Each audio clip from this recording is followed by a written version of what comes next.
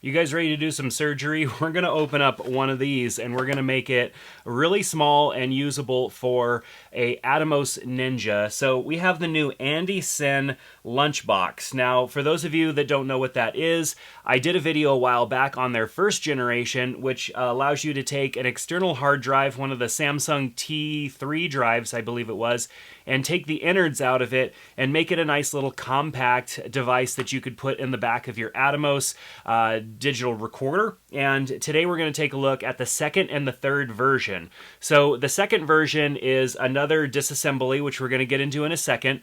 The third version is simply a nice caddy that you can use here. And so you can see I've got it installed on this Samsung 860 EVO 1TB drive here.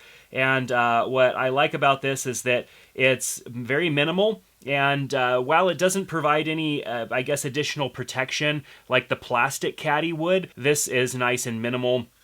And I kind of like it. So we're going to be taking apart a drive. I kind of want to take apart the 1TB drive, but at the same time, like, I want 2 terabytes inside of the Lunchbox. So we're just going to go for it. And then we're also going to take a look at their reader as well. They have a card reader. So let's go ahead and open this up and pull out the goodies. Inside we have a little booklet that is not instructions. We have a cleaning cloth, which is great. We have like a thermal pad to help dissipate heat. We have the cover, and we have the case itself. So you'll notice there's no electronics in this because it's simply a case that takes the inside of the 2.5-inch solid-state drive and it gives you a new case, essentially. So you can imagine at the inside of this is really just a tiny little module, so there's a lot of wasted space inside of this simply because it's a 2.5-inch drive, which is designed to fit inside of a laptop. All right, so let's go ahead and open up this box here with the 2 terabyte, brand new 2 terabyte Samsung drive in it. You know, I looked through all of my drives, and I have a couple of drives in a computer, and I thought, boy, I sure would love using one that is used and not a brand new drive, but I don't. Here we are. So brand new drive. We've got a little tool that's going to help us get inside of the Samsung drive, so let's just go ahead and dump out our tools here. We've got 4 screws, we've got a little hex key for them, and then we have the tool that's going to help us open up our Samsung drive. Now, you can see there's only 1 screw exposed. There's actually 2 other screws inside. You can see if maybe you could see I tap down right here, and you can see it's pushing down into a screw hole. So I actually have to, like, void the warranty of this drive before even testing it to see if it's any good by cutting away this little spot. And then there's another one right here. Where'd it go? Right here, right around the O of EVO. And so I just kind of have to cut away at those so that I could get the tool down in there. All right. I'll be very careful not to strip these out because this little tool is not the strongest, and it feels like it's already stripping out, and that's unfortunate because I may have to find another tool before I could actually finish this video. So the tool that came with the AndyCine, of course, I've got metal all over my fingertip now. It's just not working because the tool is just not that great of a tool. Let's try one more time. The star key tool is a failure, so I will need to find another one and see if I can't make that work. Don't trust the tool that AndyCine gave you. It is not good. So what I have here is a Milwaukee very small 1/16 inch 1.5 millimeter flathead screwdriver that actually fits right in here. And so I recommend being very careful if you're going to go this route, but this is having no problem getting the screw out. So we got 1 screw out. We'll go ahead and work on getting one of the others, making sure that's nice and safe and secure in there. If you're watching this video before ordering, you can get yourself a nice little set of screwdrivers like this. This is a flathead screwdriver. It is not a star type of blade, but I will link in the description below to a better option for you, so that way you don't end up having the problems that I have had. So there we go. now we've got the 3 screws loose. And look at all of that wasted space inside of there, because laptop drives are the size that they are. This is awesome. I've never taken one of these apart before. So what you see here is all of the module needed for 2 terabytes of storage, which is crazy that there's just not much on this and that they could fit 2 terabytes of storage on such a small little device. So we can't simply just mount this in place.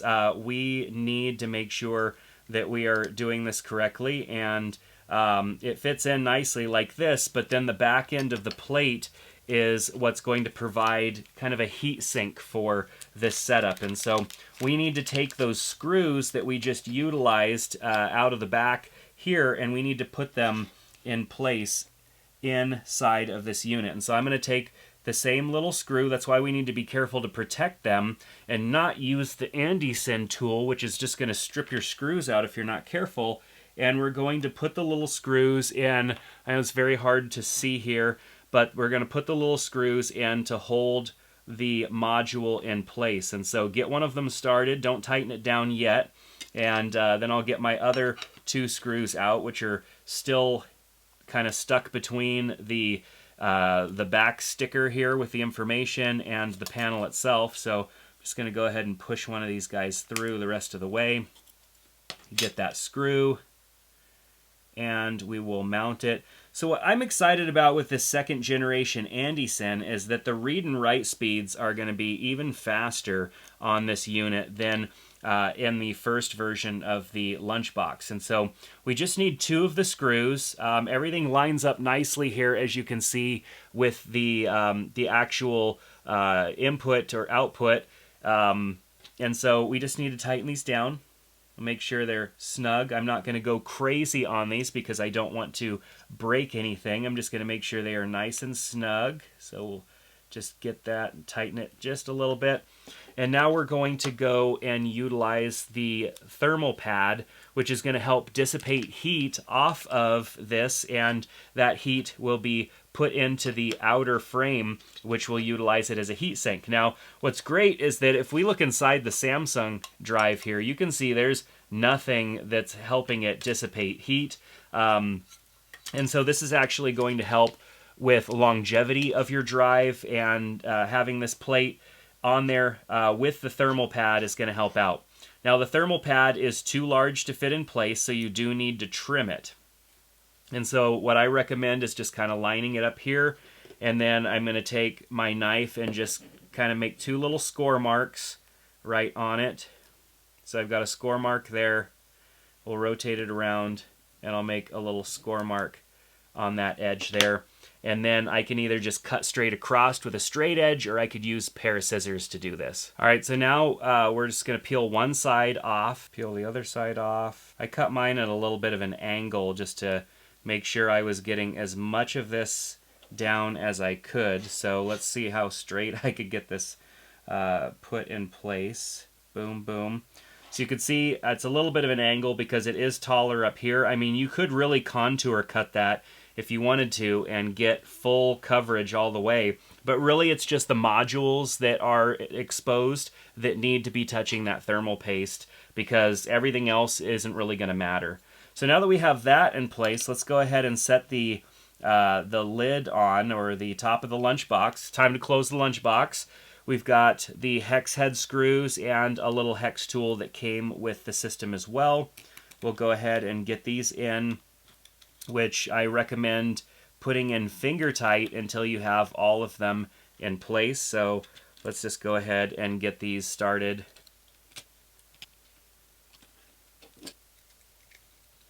Now, I was always taught when you tighten things down to go in a cross pattern. I don't think it's really going to matter that much here, but I'm going to do it just because it's habit.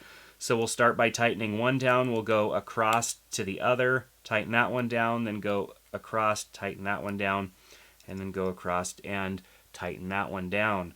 So this is great. I love the design of this. It's really nice. It minimizes something that took up a lot of space before. Now, what we would utilize to connect this to our computer is either an adapter cable, which is going to be a SATA adapter cable, which I've been using forever. One of them comes with the Atomos device, and then also I've bought other cables for USB-C connection. But what's great is that they came out with their own reader that's very slim and easy and just connects using your regular USB-C cable. And so all I have to do is attach the Lunchbox to the Lunchbox reader like so, and then plug that in USB. Now I'm going to show you a few different configurations for data transfer, and we're going to test transfer speeds and all of that stuff.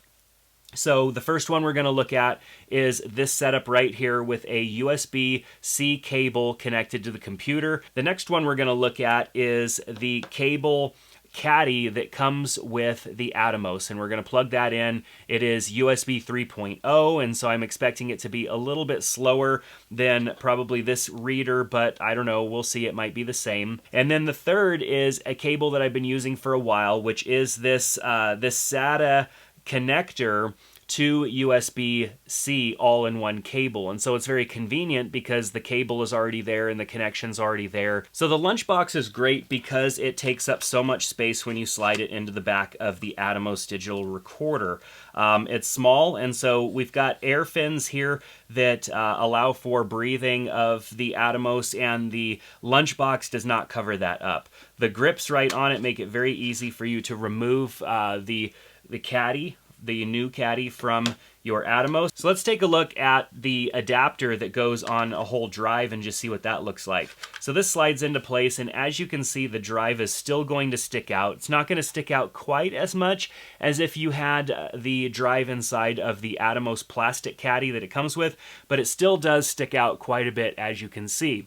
Now, this is definitely a much more less evasive maneuver performed on your drives. Like you saw, I had to disassemble a drive, which is voiding warranties and all of that stuff, so I have to hope that everything is going to work out really well. If you don't want to go that route, then go with this adapter that just simply adapts a 2.5-inch drive to the holder here, which goes right inside of the Atomos, which is nice.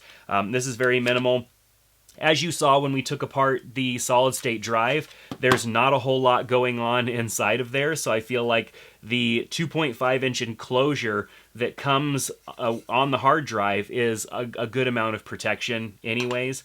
But for me, I like the minimal. I love how small and minimal this is, and I think it protects everything well. I love the fact that I have access to the air vents here, so the Atomos will stay cooler, and all in all, I think it just looks pretty cool. And you can get these drives, these solid-state drives, up to 4 terabytes and put 4 terabytes in there, albeit it's pretty expensive. It actually would be cheaper to buy two 2-terabyte drives and 2 of these caddies and assemble them than it would be to buy 1 caddy and 1 4-terabyte drive. So with that said, I hope that you enjoyed this install process and learned a few things about what you should do if you're going to do this. Definitely it was fun for me. I enjoy stuff like this. And so if you want to pick up one of these for yourself, I've got links down in the description below. Clicking on those links helps support the channel here. It doesn't cost anything to you. It just lets AndyCine know that we sent you. And so click on that link and get yourself a Lunchbox. Come back and watch the video, do your install, and let me know how it went down in the comment section below. But like this video with a thumbs up if you enjoyed it, and subscribe to the channel here to get more videos from us on Gear and Light. That's going to do it for today. Take care.